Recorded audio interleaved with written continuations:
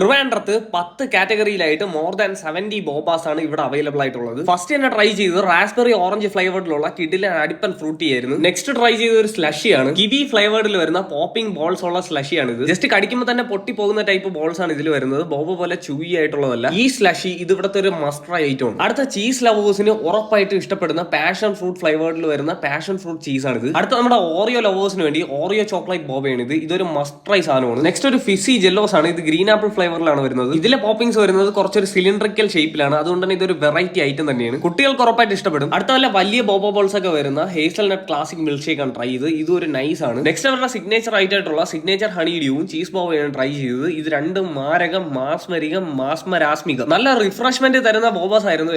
എല്ലാത്തിനും അതിന്റേതായ ക്വാണ്ടിറ്റിയും ക്വാളിറ്റിയും ഇവർ മെയിൻറ്റെയിൻ ചെയ്യുന്നുണ്ട്. എല്ലാത്തിലും ഫ്ലേവേഴ്സ് ആയിട്ട് യൂസ് ചെയ്യുന്നത് നല്ല ഫ്രഷ് ഫ്രൂട്ട്സ് തന്നെയാണ്. നല്ല ബോബ ടീയും ബോബ ഷേക്സ് ഒക്കെ എവിടെയാണ് കിട്ടുന്നത് നിങ്ങളോട് ആരെങ്കിലും ചോദിച്ചു കഴിഞ്ഞാൽ നിങ്ങൾക്ക്